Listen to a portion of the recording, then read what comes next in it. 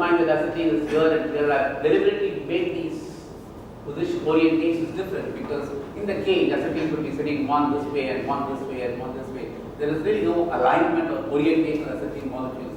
They're sitting in different ways, but each acetylene is sitting in an environment where it is surrounded by policemen and hardly any other acetylene molecule close by. Therefore, you have an isolated acetylene with the policemen mount, they don't talk to it because acetylene is therefore contained in an inert environment and the whole thing is kept at 10 Kelvin. Now this is just an infrared spectrum that we got of acetylene, and if you look at this is the gas phase acetylene and this is the acetylene that is trapped in the carbon matrix. And you can see what happens over here. You have all these lines, these are all these rotational lines. You study rotation of the first thing you see, second thing you will do it very soon. And these are all these rotational lines. And very soon we will start telling you about P branch and R branch and all that, and that's all there is to it. For those who have not done it, forget all that. All I'm trying to tell you is that all these little lines over here that you see, they are all transitions. They are all information that the molecule is trying to tell me where it is jumping from and where it is jumping to in a transition. But look at this fellow here. There's only one sharp line. Why? Because I have taken all these molecules and brought them down to the lowest possible level, and there's only one transition that I can possibly see. Whereas here, molecules are sitting in many different levels, and each level was jumping from that level to some other level, and therefore you had all of these. By simply getting these molecules down to 10 Kelvin, and thereby getting all the acetylene molecules down to the lowest possible state at 10 Kelvin level, what will happen? You have only maybe just one transition possible, and that is this transition. Extremely sharp, and you can see that this, the width of this versus the width of this is many tens smaller, and that's a big advantage. This spectrum is far easier to analyze, whereas this spectrum is a nice examination question for you to analyze.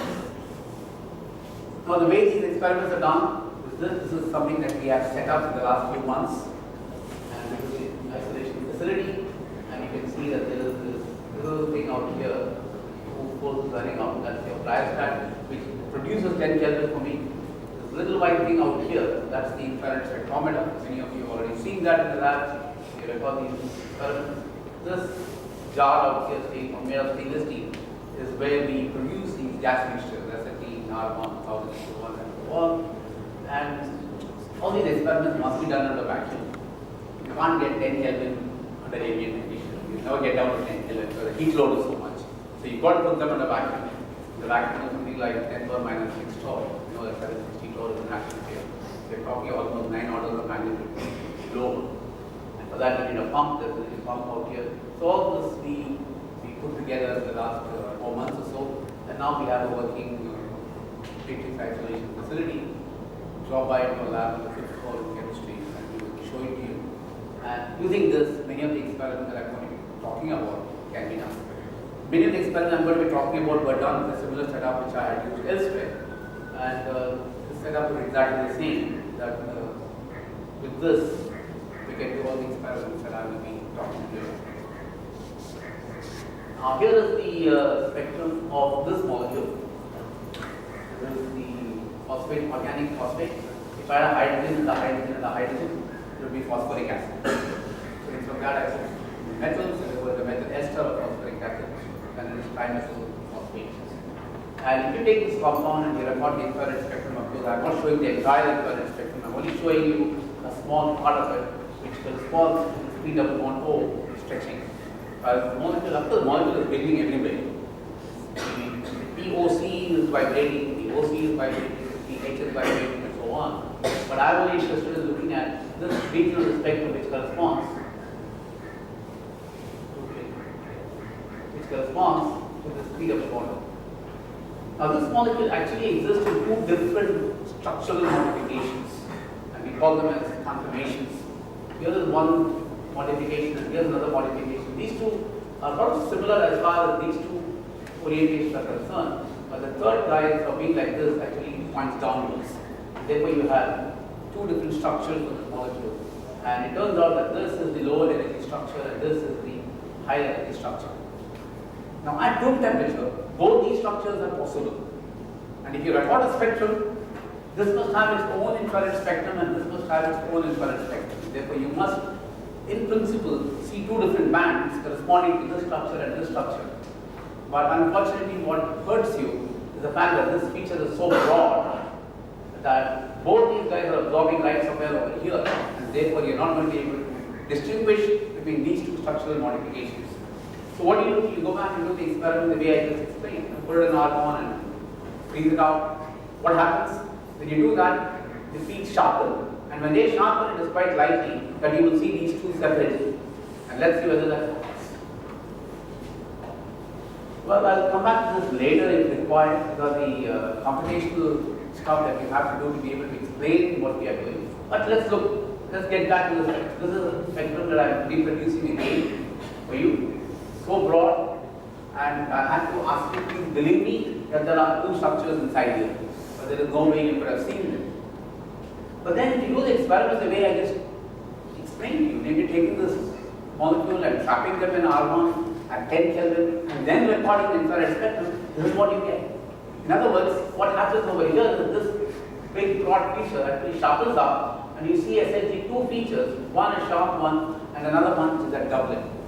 And now one can go about, and now which I am not going to, you can actually analyze this spectrum and show that this essentially belongs to this U form, and the other one belongs to the K form. And the energy difference between these two is roughly around 1 kilocalorie per mole. So that feature is due to the K form, and this feature is due to the U form. So you will see quickly as what the profound reason is as to why I am calling it as U and K. That's a very profound reason. This to me looks like an umbrella, and therefore I call it as the umbrella and U form. And this looks to me like a kangaroo. So I have two molecules, which one of them looks like an umbrella, the other looks like a kangaroo. And therefore I am simply going to be, which is what I have been doing for the last 25 years, calling the molecule the U, the umbrella form, the kangaroo form. And essentially is what it is. But the umbrella and the kangaroo form would not have been seen in the liquid because the peaks are too broad. Whereas at 10 Kelvin in the inert gas matrix, they just show up, they just stare at you at your face, clearly telling you that one of them is the umbrella, the other one is the kangaroo. And that's basically the nice thing for it. I know your question. Why is that a double? No. Ah, okay. Oh, sorry. I didn't let out the question. Yeah. Why do you see the K form at 10 Kelvin? Good. That's what I'm coming to. That's the K effect. So your question was more helpful than the other question. The other question I would have simply said was, it says, why is this fellow a singlet and why is this fellow a doublet? I would have seen both the doublets. This is something more profound. What side effects and so on, which we will get to maybe much later in some other topic. Okay, now why is the question is nice. Look at this difference. It is 0.9 kcal per mole. What is Kt at room temperature? 0.6 kcal per mole. What is Kt at 10 Kelvin? It's like 0.03 kcal per 0.02 kcal per mole. So if the average energy is 0.02 kcal per mole, you can't be populating this upper state. Meaning, at 10 Kelvin, all these molecules should have dropped off here. You remember I said, as you lower the temperature, a molecule will drop to the lowest states possible. And we saw that in the case of acetylene. We had one sharp feature, and I said all the other states are all gone because the molecules have eventually found their rightful places, which is at the lowest energy state possible. By the same argument, the kangaroo form should have jumped and converted itself into an umbrella. And therefore, only this must be present at 10 Kelvin. And if only that is present at 10 Kelvin, I should have seen only that and not this. So why am I seeing both? That's the interesting point. At 10 Kelvin, we saw both the U and the K form. However, with an energy spacing of 0.9 kcal per mole, we shouldn't have seen the K form at all at 10 Kelvin. What is really happening is, I'm taking these gas phase molecules. When I'm preparing the gas mixture, what's the temperature of a mixture? It's room temperature. At room temperature, what's the population of these two? You encapsulate the population. And if you do that, at room temperature, the population of the U form is 50% and the K form is about 50%. That's the reason why you see both at room temperature. Now, I'm mixing this with argon and then diffusing it through the little tube into vacuum and freezing them. What happens is this freezing process occurs so quickly that this room temperature population essentially is pasted onto this 10 Kelvin matrix. because the rate of deposition is much faster than the rate of energy conversion. Okay, the molecules don't realize when they deposit that they must be hitting a 10 Kelvin substrate. But the moment they hit a 10 Kelvin substrate, they realize the ganglion realize that they have no business to exist. So what should they be doing? They should simply move that methyl group out, and we saw that in the 101. What are conformations? They are simply structures in which you move a single bond around. It's a free rotation around a single bond. And therefore the free rotation around a single bond should not be very impossible. And therefore the methyl group which is pointing downwards in the kangaroo form should simply move up and become the umbrella form, and that should have happened. But why is it not happening? It's not happening because as these molecules are piling up, the R1 atoms are also piling up, and a cage effect is now produced. So once you have a cage, this movement becomes completely hindered. In other words, the barrier for conversion from the umbrella to the kangaroo becomes now significantly larger because of the fact that cage is piling up on the system. And it is a cage effect that is actually making these kangaroo form, which has no business to exist at 10 Kelvin, now to exist at 10 Kelvin.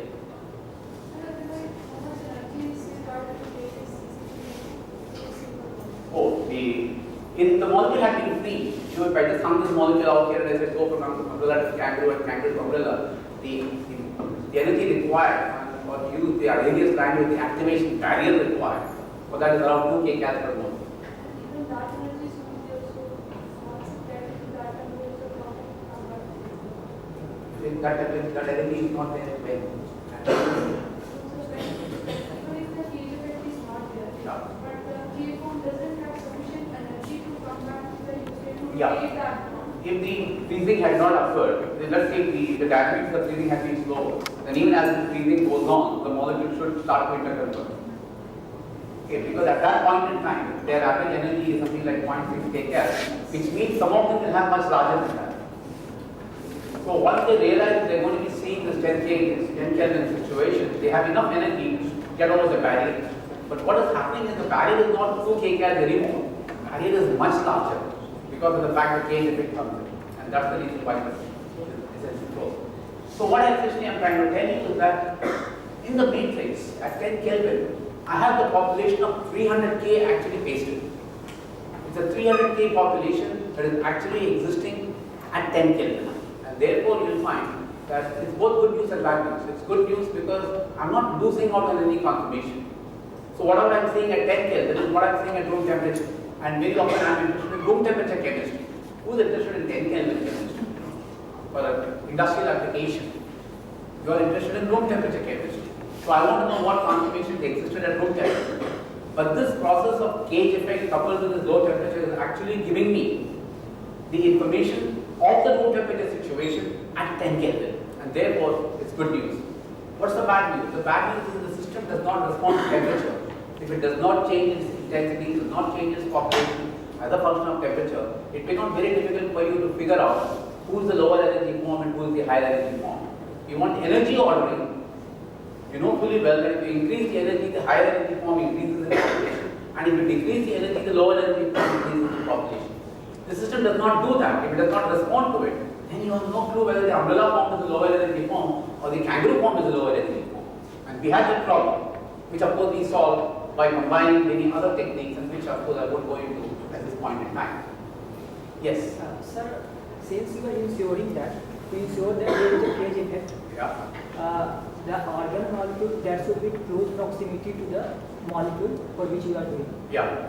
Now, there may be some probability that the cage effect is not ensured because to interconvert, the distance should be very low, very small. So it may be possible. You have to just move the diagonal angle from 180 to about 60. That's the only change. Yeah. So it may be possible that there is no cage effect around some molecules. It's possible. I mean, I won't even dispute your point of view. But the probability of that happening is so slow that my experiment does not really pick out those small differences. Because I still see the ratio of this sharp beam and double edge. So before doing the experiment, Yeah. you ensure how much amount of argon is to be supplied so that I get high amount of beam. Yeah, the argon to be supplied must always be in excess of 1000:1. Because if I don't do that, then it is quite likely that two molecules of interest will be very close to each other. So I have to keep a very large excess of argon, and the deposition process might be extremely quick, and therefore it is highly, but it is likely that some molecules do make this interconversion. But that fraction is so small that the sensitivity of the experiment does not pick up that, because the ratio of these two peaks that I get, the singlet and the doublet, is still roughly around 50%, and therefore it still means that my original population is there. But I am not so sure that whether none of the molecules have not made the transition. It's likely that some of them would have. So essentially here is a situation where the cage effect has come in very handy, and it has actually preserved the conformational population at room temperature at 10 Kelvin. So the room temperature population has been preserved at 10 Kelvin, which essentially has helped us to be able to go back and analyze these molecules. So this cage effect we see at low temperature. So is it temperature dependent? Because I want to know whether can we see the cage effect at room temperature that is. Well, you can. Supposing I take some molecules and put them into a metal lattice or something, the metal lattice will provide me a cage, and therefore I can convert. I can, like zeolites, for example. You can conduct reactions inside zeolites and essentially use the cage effect. And I will, towards the end of my talk, I'll give you some examples of cage effects that are operating at room temperature, and it is possible. Here I have to use low temperatures because I'm using inert gases, and point number two, I'm trying to draw from my own experiment, which is a 10 Kelvin. So here is the potential energy surface of a typical system. Here is my umbrella form, which is the lowest energy form. How do I know it's the lowest energy? Long analysis followed after these experiments, and therefore I know for sure the umbrella form is the lowest energy form. The kangaroo form is out here. It's slightly higher in energy, but it's also stable. How do we know it's stable? Because it's a minimum on the potential. A minimum on the potential, we call it as the global minimum, meaning it's the overall minimum. There is another minimum which is not as low in energy as this one, but it still represents a minimum between the surface, and you can have many such minimums. And what the cage effect essentially is doing for us is it's catching this and this at 10 Kelvin, even though the energetics you have told you that at 10 Kelvin I must have seen only this. And that's pretty easy about the whole technique of matrix isolation. Let's look at another example, which is, and that is the trimethyl phosphate, the same molecule. Because the only reason why we looked at trimethyl phosphate and looked at it for almost 20 years was because we was working for the nuclear industry earlier, and in the nuclear industry, the tributyl phosphate is what is used as the fuel reprocessing solvent. After the reactor has run and the fuel has been burned, you got to take it out, you got to do a fuel reprocessing. Tributyl phosphate is used, and we believe that the conformation of tributyl phosphate is essential to be understood to understand various chemistries of the fuel reprocessing itself. But then tributyl phosphate is a very complicated molecule. It's got butyl groups on each of them, and that makes it very complicated. So let's try trimethyl first, understand trimethyl, and do everything possible with trimethyl that we can, and then carry those lessons to the tributyl situation. And that's the reason why we look at trimethyl to begin with. Of course, today we also know what these tributyl structures are and how they react, because that has been something that we have done over these years. So here's what we were trying to do: is we tried to form a hydrogen bonded complex of trimethyl phosphate and HCl. HCl, you know, is a nice acid. Trimethyl phosphate has got this P double bond O, and oxygen has got these lone pairs. And on these lone pairs, there is a structure somewhere. Yeah. So here's my structure again. And this HCl can actually form a hydrogen bond with this. And the question we were asking ourselves is the following: if this hydrogen bond is formed, what happens to this conformation? Because some calculations have shown us that when you form a nice hydrogen bond, then this umbrella is no longer the most stable form. The kangaroo becomes a stable form. In other words, by simply making a complexation, the structural stability of the molecules can change. And we therefore wanted to know that if I take trimethyl phosphate, and I know the umbrella form is the lower energy form and the kangaroo is the higher energy form, but if I treat with HCl and form a hydrogen bonded complex, then immediately the fellow should flip and go over to the kangaroo form. Calculations told us this is what should be happening, because with HCl attached to it, the kangaroo becomes the lower energy form and not the umbrella. We also knew the cage effect is going to hurt us. Because if I take the trimethyl phosphate in the argon cage, HCl in the argon cage, and then I do this warming up and let them get together over a 2-hour period, well, they will get together. And now this trimethyl phosphate will say, now look, I must be going to the kangaroo form. But what will happen? The cage will prevent it from doing that. And therefore we said, no, this is not the way to do the reaction. What we should be doing is take the trimethyl phosphate in the gas phase, take the HCl in the gas phase, put them together, and then deposit them in the matrix afterwards. And with weight reflex, we will try to see, and this is exactly what we are trying to do. So if this guy does this, then this should happen, and then you should get the kangaroo.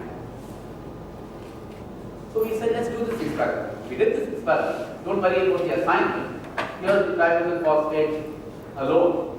Here's the HCl alone. And when you put the two together, the spectrum was nothing resembling the trimethyl phosphate at all. It seemed that something else had happened to the whole system. And what had happened was essentially the trimethyl phosphate, when it did this, it underwent a hydrolysis out there in the gas phase and gave us the dimethyl phosphate and methyl chloride. So the spectrum that we saw over here, we didn't realize for a while as to what we were seeing until we suddenly recognized, my God, this is the methyl chloride spectrum. And methyl chloride is not be expected to get. We simply thought that the trimethyl phosphate latches on to HCl, the umbrella would go to the kangaroo. But then we do the experiment thinking that we got something really on this. And what happens, the molecule chooses to fool us. It gives us methyl chloride and dimethyl phosphate. And that's the reaction that actually happens. Whereas what we really wanted to see was to see whether this hydrogen bond can be formed and then to see this structure happening. We wanted to see the strength of the hydrogen bond, we wanted to see how the hydrogen bonds are formed, and if there is a conformal interconversion. And we thought the best way to do it was to prepare them in the gas phase so the cage effect doesn't come into the picture and then put them into the matrix. But what really happened was the reaction just took some other turn. So the HCl was added when we made the mixture, yeah. At room temperature. Yeah. What if we had a planar substrate, a cage, then we added HCl from the top? Yes, that's what we did afterwards. We didn't want to do that the first time around because we knew the cage effect would kill us. And we wanted to see this happening in the gas phase, and we didn't know at that point in time that this reaction would occur. Of course, later on, see, one thing that happens is I'm pretty poor at keeping up with literature. Sometimes it's good. Because very often, sometimes you read in the literature and then you say, oh my God, they've already done it, it won't work. But sometimes it's not right, it would work. There are at least two different situations where my not knowing the literature has helped me to do something that worked eventually. So, that's of course no reason why you should keep up with literature, but that's the way I justify my ignorance. Anyway, so this is basically what happens. So we said, let's do the experiment as we said. Let's take the trimethyl phosphate, put it in the matrix, and put trimethyl phosphate and the HCl separately, meaning that we keep them at dilutions which are very, very large, so it's highly unlikely that two trimethyl phosphate and the HCl molecules together would get together. So here the trimethyl phosphate, here the HCl, here the trimethyl phosphate, and you've got argon everywhere. The trimethyl phosphate basically doesn't even know that in the neighborhood somewhere there is a HCl molecule. So now what do? You anneal the matrix, meaning that you take it to 30 K, that's the word that's to be used is annealing. You take it to 30 Kelvin, you wait for about 2 hours, get these guys to match up, and then see what happens. Sure enough, you get the hydrogen bonded complex of trimethyl phosphate HCl now. Why? The cage was preventing the methyl chloride from going away. The cage was essentially keeping the molecule together and preventing the dissociation of this methyl chloride. And I was now getting this trimethyl phosphate hydrogen bond. Of course, I was not getting the conformal interconversion because the matrix cage prevented me from doing so. But at least now I know that the cage was essentially frustrating that reaction to occur. And we call these as frustrated reactions. So in the matrix, you have these hydrogen bonded complex, but if you do it in the gas phase, the reaction is something very, very different. And that's what I started off by saying, that the cage effect can sometimes give rise to reactions and structures that are extremely different. So when you attempt to form the complex in the gas phase, hydrolysis occurs, the hydrogen bond complex does not even survive. When the complex is formed in the matrix, the hydrogen bond complex survives, the hydrolysis reaction is frustrated, but no conformal interconversion, which is what we really wanted to do. Just a struggling together experiment going. This is what we wanted to do, but that doesn't happen. The so-called inert gas matrix actually decides the reaction channels the molecules have to adopt. So all this time we can say the reaction is conducted in the inert gas matrix, the matrix doesn't talk, it doesn't interact. No, in a very subtle way, the matrix is deciding what is going to happen. And therefore the matrix is not really as inert as it thought it to be. It basically actually decides what is going to happen as far as the reaction process is concerned. It's getting close to 10. If I'm going to miss this, skip this experiment, where since we were doing an acetylene, ethylene, I'm trying to get a hydrogen bond conflict between them, and again the cage effect comes quite handy. But let me go to something else and talk to you about trapping elusive structures. Now this is an interesting work that we thought we had done, and essentially this is to do with still beam. Now still beam is this structure, basically ethylene, excepting that you have two phenyl groups out here, and you have two geometric isomers in this. You have a cis still beam and you have a trans still beam. Now if the trans still beam, the molecule is planar, that would be planar. And if it is a cis still beam, because these two benzene groups get very close to each other, there is some interaction and the benzene groups tend to fuck around. There is a small angle to them, and therefore the cis still beam is not planar, it's actually got a non-planar form, whereas the trans still beam is planar. And this of course we have been knowing since times immemorial. Real cis still beam is all in all its glory, the trans still beam is in all its glory. But then calculations also show that if you take the non-planar, the planar form of the trans structure, there is a structure in which these two benzene rings are not planar really, it's slightly tilted, and that is a